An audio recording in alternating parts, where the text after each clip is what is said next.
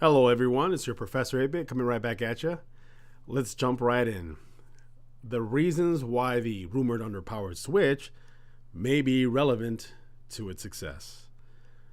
Let's start with the IPs, the exclusive IPs. I know many are tired of hearing this phrase, but it still stands true and very relevant. It's why the PlayStation 4 is outselling the Xbox One. It's honestly what makes or what sells the hardware, and everybody knows this. Anybody who says otherwise is either not doesn't really know how the gaming industry works, or they're lying to themselves. For example, the Xbox One went ahead and decided to just stop the exclusivity with the Xbox One and releasing them on PC and a console. Many will argue and say, well, you know what? The Xbox One exclusives are exclusive to the console.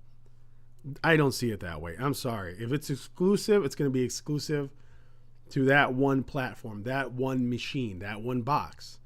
That's why PlayStation 4 has their exclusives that are only available on their PlayStation 4 or their Vita, and sometimes it's crossplay.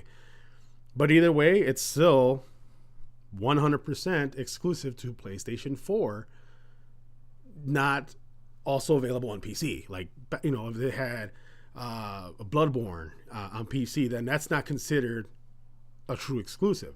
I've talked about this in my other videos. Reason number 2, it's a new kind of hardware, a true hybrid console that's easy to dock and play on the big screen. NVIDIA Shield came out, they had their controller, you had to link it up with your TV or link it up with a wire or whatnot, but it wasn't as simple and simplistic as just docking something and immediately just start playing it on your screen.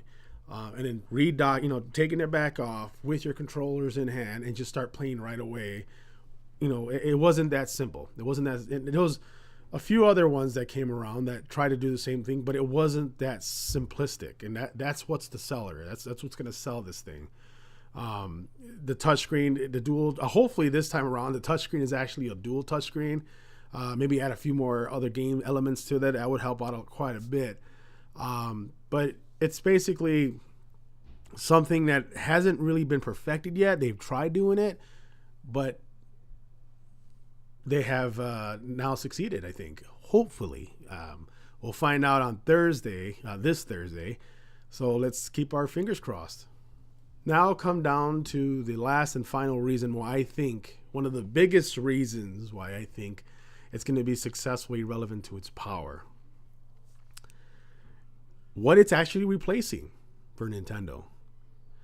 Many will deny this and downright get angry since there's so many who own it. The 3DS. Now put down your torches and pitchforks. Let me explain. At first, Nintendo will play it out like they're going to still support the 3DS for many years to come. Yada, yada. They have always done the same thing over and over again. But one thing I've noticed on this time around is that the development of games on the 3DS has slowed down quite a bit.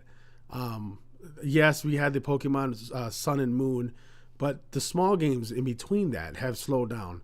And that's happened with the Wii U as well. What happened to Wii U? They stopped development on it. They stopped production of the Wii U, and now the games.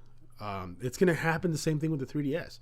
The reasons why I say it's going to replace the 3DS is because it's basically, when you try to compare it with the Wii U, okay, and say, okay, I'm going to replace it with the Wii U, and then go up to the Switch. When you see the power difference as far as the horsepower behind that, you're kind of like, this is ridiculous. This is not even funny. It's not even that much of a difference. What's going on? Why are you doing this, Nintendo? But honestly, I think they're just getting away from the whole home console for now, I guess. Hopefully not permanently, but I think that's what they're doing. What they're actually doing is going to replace the 3DS. That is the big seller. That's the one that's got almost 60 million, or I think at 60 million, sold already since release. That's quite a bit. That's a lot of people playing 3DSs. Rather it be the classic 3DS, the new 3DS, or even the flat, weird looking one that I thought was just For little kids, you know that. You know what I'm talking about. It doesn't have the 3D element. I don't get it. But it's replacing that one. And if you start thinking about that, and they stop production on games on the 3DS, all those small developers have made, so many games for the 3DS that have been quite successful are going to move over to the Switch. And the power difference between the 3DS and the Switch, now that is a big difference between the two. You're going to see those kind of games, but visually look better, run better. All them games going to be portable. That is what's going to make this Switch successful, because it's not replacing the Wii U. It's replacing the 3DS. That's exactly what it's doing. And with that, it's replacing the install base. The original install base that's on the 3DS, which is quite a big one actually, is going to end up moving over to the Switch, thus making it successful. The end. All right, everyone. That is everything I have to say on that case. I'll be making a video every week now, keeping up on it. It won't be edited as well as I used to. That way I can keep releasing videos more frequently. I like talking and hear myself on the YouTubies. Until next time, Geekins, may the geek be with you. And like and subscribe.